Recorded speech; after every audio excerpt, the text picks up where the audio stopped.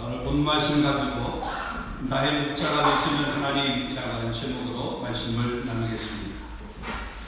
여러분, 시편은 150편까지 있습니다. 그 중에 오늘 23편, 우리가 시편 중에서 가장 잘 기억하고 잘 암송하는 시편이 있다면 1편, 오늘 이게 23편, 가장 많이 알려져 있는 그런 다윗의 시라고 이야기할 수 있습니다.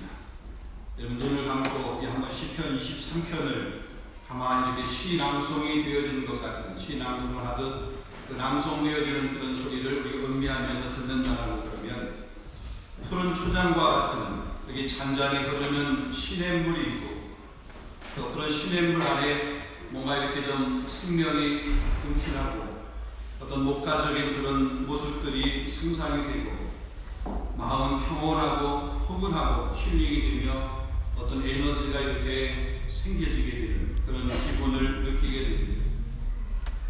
자, 그렇다 그러면 정말 다윗이 이 시편 23편을 기록할 때 정말로 그 마음이 그런 목가적인 풍경에서 느끼는 그런 기분, 마음을 느꼈고 또 평온하고 혹은 순탄한 그런 환경이었을까? 결코 그렇지 않았다는 것입니다. 여러분, 시편 23편의 배경은 그의 생을 보게 되면 그 노년의 그가 기록한 그런 시입니다. 다윗의 삶을 가만히 보게 되면 왕 위에 오르기 전에 다윗이 순탄하게 왕 위에 오른 것만도 아닙니다.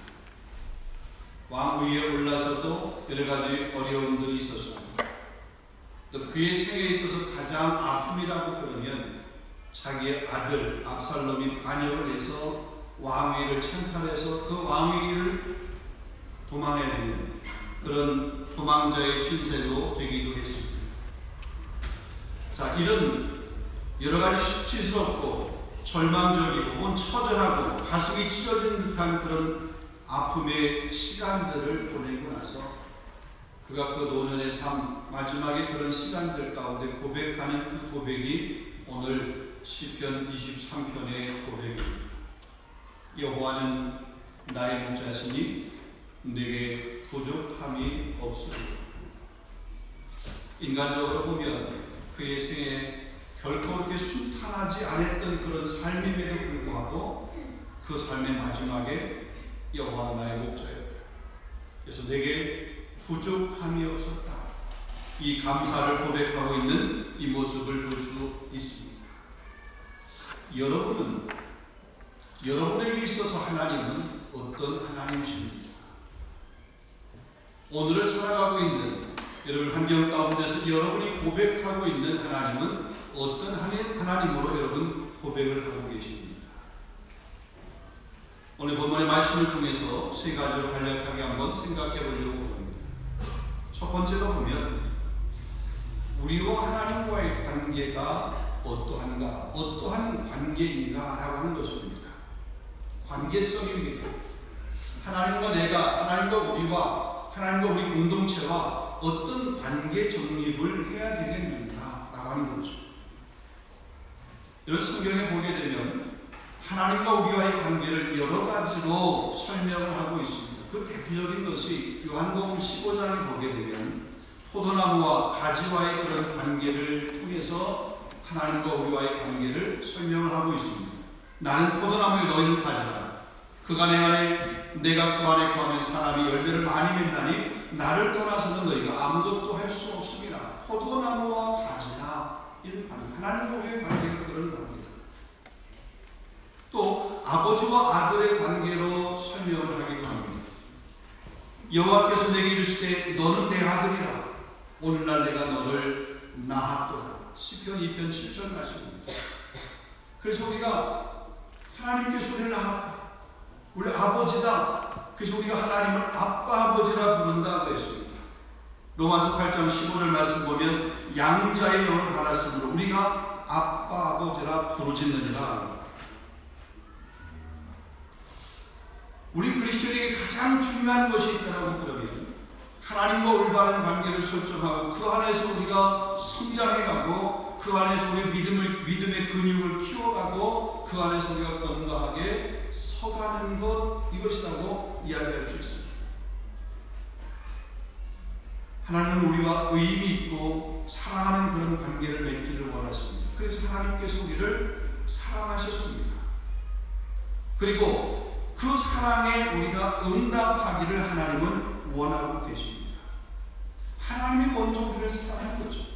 우리가 하나님을 먼저 사랑한 것이 아니라, 그래서 요한일서 4장 10절 말씀 보면 사랑은 여기 있으니 우리가 하나님을 사랑한 것이 아니요 오직 하나님이 우리를 사랑하사 우리 죄를 위하여 화목제물로 그 아들을 보내셨습니다. 이게 하나님과의 관계입니다. 자, 그럼 우리가 어떻게 이 하나님과의 관계성을 맺어갈 수 있습니까? 우리가 어떻게 하나님과 그 관계를 맺어갈 수 있습니까? 소통. 다른 말로 얘기하면 교제하는 겁니다. 만나는 겁니다. 하나님은 우리와 소통하기를 원하십니다. 우리와 만나기를 원하십니다. 그래서 하나님은 성경을 보면 구하라, 혹은 찾으라, 문을 두드리라, 너희는 여호와를 만날 만한 때, 나를 만날 만한 때 찾으라, 가까이 있을 때 부르라. 끊임없이 그렇게 소통하기를 원하셔서 때로는 구하라고 그러고 두드리라고 그러고 찾으라고 그러고 예배하라고 그러고 기도하라고 그러고, 이렇게 하나님은 끊임없이 우리가 교제하기를 원하시는, 소통하기를 원하시는 거죠. 우리는 주로 기도라고 하는 통로를 통해서 하나님과 소통하게 됩니다. 하나님은 말씀이라고 하는 통로를 통해서 우리와 소통을 하십니다. 그러기에 우리가 기도와 말씀은 하나님과의 관계를 규정하고 유지하는 데서 빼놓을 수 없는 가장 중요한 도구라고 하는 사실이죠. 말씀은 우리 영혼의 양식입니다. 기도는 우리 영혼의 호흡입니다. 이 둘은 우리가 하나님과의 교제에 있어서 절대적인 요소입니다. 그런데 이 둘이 균형이 있어야 합니다. 기도가 없고 말씀만 만약에 있다고 그러면 율법주의적인 그런 사람이 되기 쉽습니다. 반대로 말씀은 없고 그냥 기도만 한다라고 그러면 신비주의적인 그런 모습에 빠질 수 있는 요소들이 다분합니다. 그래서 이 말씀과 기도가 균형 있게 조화를 이룰 수 있어야 되는 거죠. 여러분, 기도와 말씀에 힘쓸 수 있기를 주님의 이름으로 축원합니다. 자, 오늘 본문에서 보면 하나님과 우리와의 관계, 오늘 본문은 뭐라고 표현하고 있느냐? 다른 곳에서는 포도나무와 가지, 아버지와 아들 여러 가지 이렇게 말씀하고 있지만 오늘 본문은 하나님은 목자다, 우리는 양이다 라고 이렇게 규정하고 있는 것을 보게 됩니다. 여러분, 보면 1절 말씀 다시 한번 읽어보면 여호와는 나의 목자시니 내게 부족함이 없습니다. 목자라고 하는 이 말, 여러분 히브리 원어에 보게 되면 목자를 로이라고, 로이, 목자이신 하나님, 로이이신 하나님. 목자는 양을 보호하고 필요를 공급해주고 그 길을 인도해주고 안내해주는 사람이 바로 목자입니다. 그러기에 하나님은 당신의 양들인 우리를 보호해주시고 우리의 필요를 공급해주시고 우리의 길을 인도해주시는 분이십니다. 이 하나님을 나의 목자로 삼는 사람은 부족함이 없다.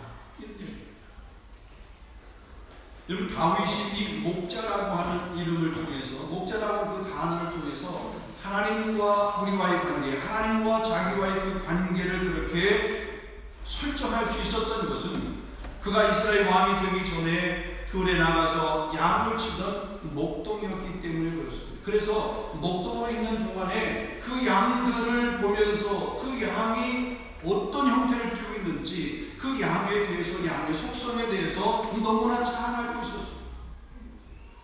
그래서 그는 하나님과의 관계를 목자와 양의 관계의 비유를 들어서 설명하고 있는 거죠. 양은 목자가 없이는 아무것도 할 수 없습니다. 양은 시력이 나쁘다고 얘기합니다. 그래서 바로 앞에 있는 것도 잘 보지 못한다라고 얘기합니다. 앞에 어떤 장애물이 있는지, 설령 앞에 어떤 웅덩이가 있는지, 혹은 낭떠러지인지, 혹은 거기가 가시 덤불이 있는지 그걸 구별하기조차 못한다라고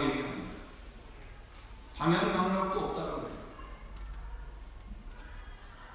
목자가 마실 물이 있는 곳으로 혹은 푸른 초장으로 인도하지 않는다라고 그러면 스스로 물이 있는 곳을 찾아가지도 못하고 푸른 초장을 찾아가서 허기진 배를 채우지도 못한다라고 얘기합니다.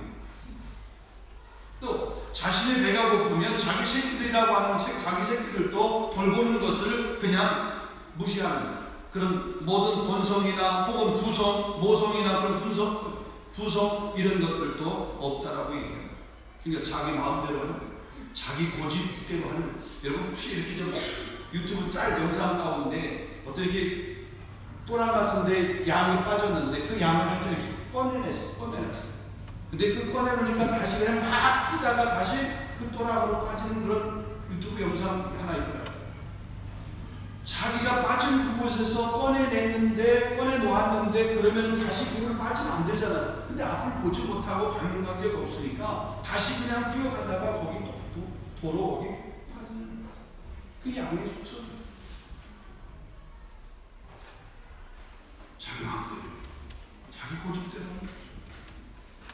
그래서 이사야서 53장 6절 말씀, 우리는 다 양 같아서 그릇 행하여 각기 제기를 받거늘 여호와께서 우리 무리의 죄악을 그에게 담당시키셨다.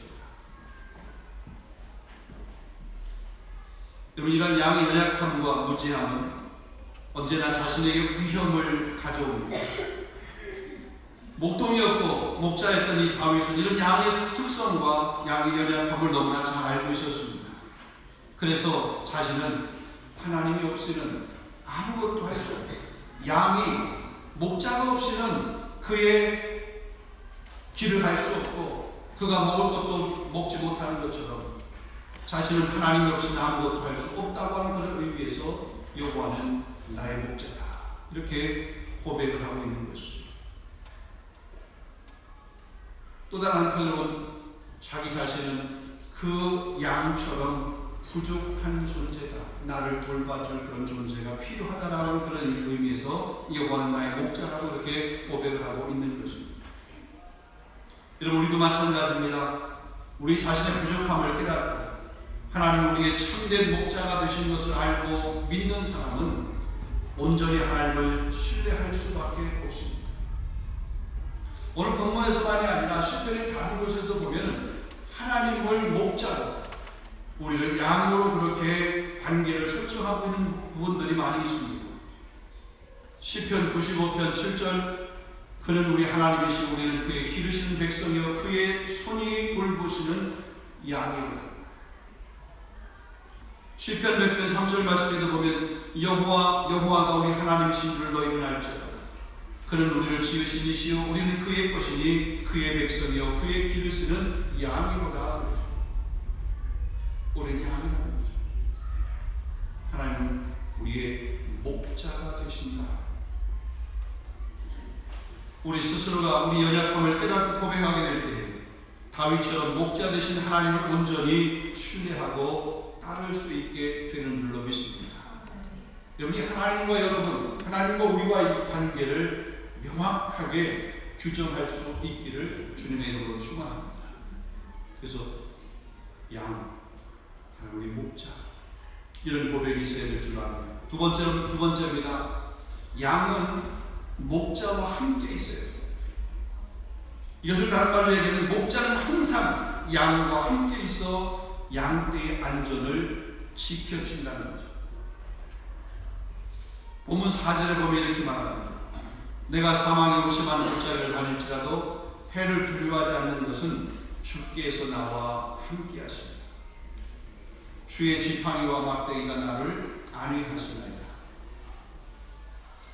여러분, 우리가 동물의 왕국 같은 그런 프로를 보게 되면 저 아프리카 초원에서 매일처럼 맹수에게 잡혀 먹이는 그런 불쌍한 동물들이 있는 것을 이렇게 보게 됩니다. 여러분, 매일처럼 매일 그렇게 그들에게 이 같은 비극적인 일들이 일어나는 걸까요? 왜 그 맹수에게 그 초식동물들이 잡혀 먹임을 당하는 그런 모습들이 왜 이렇게 매일 일어납니까? 한마디로 얘기하면 그들에게는 그들을 지켜주는 보호자, 목자가 없기 때문에 그렇습니다. 자, 다윗이 목동이었을 때 자신의 양떼를 해치는 그 들짐승들 혹은 그 양떼를 훔쳐가려고 하는 그 어떤 세력들과 싸웠던 것을 보게 됩니다. 그래서 사무엘상 17장 34절 35절에 보면 다윗이 사울에게 말하되 주의 종이 아버지의 양을 지킬 때 사자나 곰이 와서 양떼에서 새끼를 물어가면 내가 따라가서 그것을 치고 그들의 입에서 새끼를 건져내요. 자기가 목동으로 양을 치고 있는데 들짐승들 혹은 곰이 와가지고 그 양, 그 새끼, 그 어미에게서 그것을 빼앗아가고 그것을 물어가게 되면 쫓아가는 거예요. 그래서 그 사자의 입에서 혹은 그 곰의 그 발톱에서 그 양의 새끼를 빼는 거예요.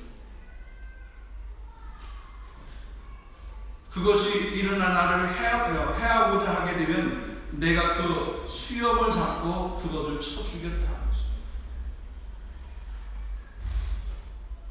들에서 양을 치면서 그 사나운 그 짐승들이 양떼를 공격할 때 그것을 보호했다는 거죠. 지팡이와 막대기로 나를 안위하시나 아니라 자기가 목동으로 있으면서 양의 어려움을 당해서 위협을 받을 때에 그 지팡이로 그 막대기로 그 양을 보호했다. 그렇듯이 목자가 목동이 그 양을 그렇게 보호하듯이 하나님께서 양된 우리를 그렇게 보호한다, 그렇게 지키신다라고 하는 그 고백을 하고 있는 것입니다. 우리 주님은 양을 위해서 목숨을 버리는 선한 목자라고 했습니다. 요한복음 10장 11절에서 15절 보면 나는 선한 목자다.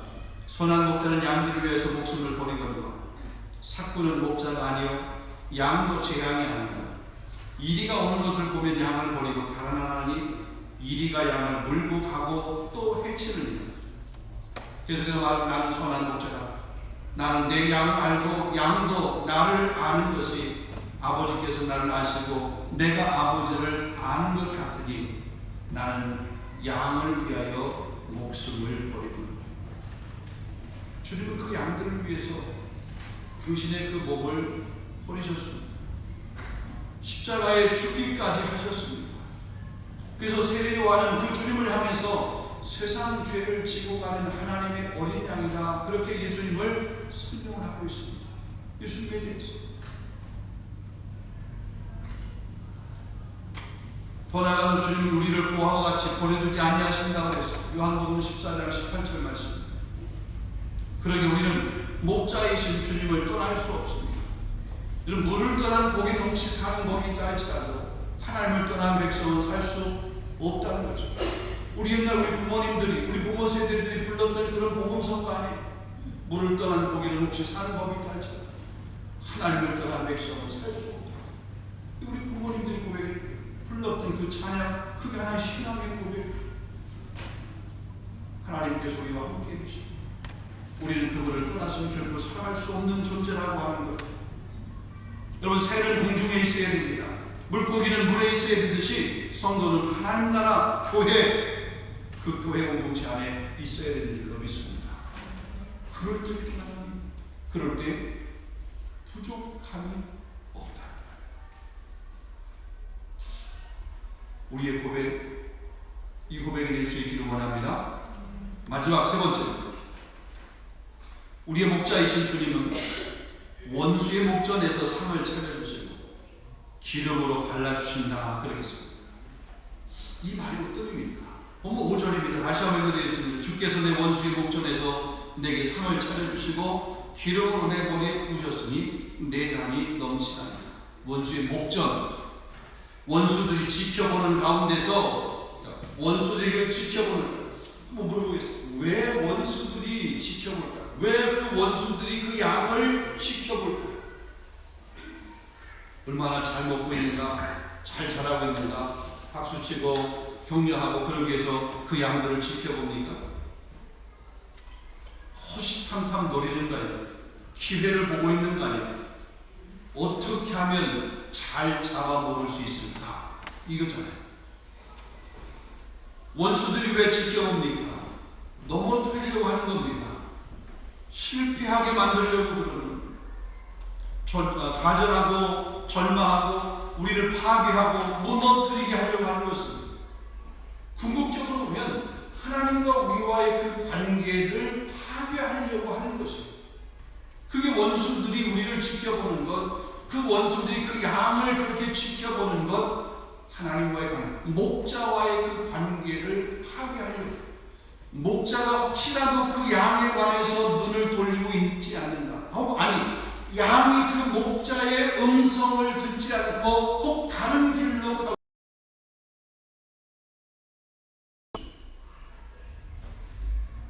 여러분, 다윗의 주변에도 그의 형통함을 시기하는 사람들이 있었습니다. 다윗이 넘어지기만을 바라는 사람들이 있었습니다. 그래서 그의 명예가 훼손되기를 바라는 사람, 무너뜨리려고 호시탐탐 기회를 엿보는 사람들이 있었습니다. 그런데 오늘 얘기합니다. 그 목전에서, 그 원수의 목전에서 목자 되신 하나님께서 상을 차려주신다. 뿐만 아니라 기름으로 머리에 부으셨다. 여러분, 그 당시에 기름으로 머리에 부으는 것, 기름을 발라주는 행위는 이 팔레타인 지역에서 귀한 손님을 초대하고 귀한 손님을 방문하게 되면 그 귀한 손님을 환대하기 위해서 그 머리에 기름을 발라주었습니다. 주님이 손님에 대한 주인이 손님에 대한 그 최고의 이유가 기름을 발라주는 것이었어요. 그리고 하나님께서 이 다윗의 머리에 기름을 발라주었다, 기름을 부었다라고 하는 것은 그 다윗을 최고의 존재로 그렇게 대우해 주었다. 목자도 양을 이렇게 돌보면서 양에게 그 감람유, 올리브 기름을 발라주는 그런 경우들이 있습니다. 그 기름을 발라주는 이유가 뭐냐? 그럴 때 양들에게 이렇게 보면 집단 생활을 이렇게 하고 그러잖아요. 그 양들은 우리가 강아지 이렇게 돌보듯이 밖에 활동하고 안에 들어와서는 깨끗하게 씻고 목욕 이런 게 아니잖아요. 그냥 들에 늘 이렇게 다니는 거예요. 무리를 지어서 다니잖아요. 그러다 보면은 여러 해충들이 있습니다. 그 해충들의 그 고통을 당하게 됩니다. 근데 그 기름을 발라주게 되면 그 해충들로부터 보호되어지는 겁니다. 보호돼요. 뿐만 아니라 전염병 같은 것들이 있습니다. 여러분, 코로나라고 시간을 우리가 보내서 알지만 이 코로나에 한번 감염이 되고 이게 전염성이 얼마나 빠른지, 한 사람이면 이 공동체 전체가 다 그 감염되는 것을 우리가 경험을 했죠. 그게 전염병이잖아요. 양들에게도 이런 전염병이 하나 돌게 되면 그 하나 때문에 다른 전체, 그 무리, 양떼가 다 전염병의 피해를 보게 되는 거죠. 그래서 이 목동들이 뭐냐면 그 강남역 기름 통을 이렇게 들고 가요. 그래서 혹시라도 이제 전염병이 돌게 되면 거기다가 기름을 발라주고 머리를 이렇게 푹 박게 하고 이름을 통해서 뭐냐면 보호하는 거죠. 전염병으로도 보호하는 겁니다. 더 나아가서 양들이 얼마나 고집이 세냐면요, 화가 나면 서로 싸움하잖아요. 늘 양들 싸우는 거 봤어요? 두 양이 서로 싸울 때 뒷걸음질을 쳤다가 머리를 이렇게 막 달려가고 머리를 이렇게 탁 부닥치는 그 양들이 싸우는 거 혹시 못 보셨습니까? 여러분들은 성경만 보고 기도만 하시는 분이라 그런 영상들을 유튜브 영상 이런 거 전혀 관심이 없어요. 오직 말씀과 기도로 무장되신 분들은 그런 영상이 있어요. 양들이 화가 나서 서로 이렇게 좀 갈등하고 싸우게 될 때 보면은 양들이 뒤로 물러섰다가 머리를 바꾸서 앞으로 막 달려들어서 이 머리도 서로 부닥치는, 머리가 깨지는 줄도 모르고 그렇게 부닥치면서 서로 싸우는 그런 모습을 보게 됩니다.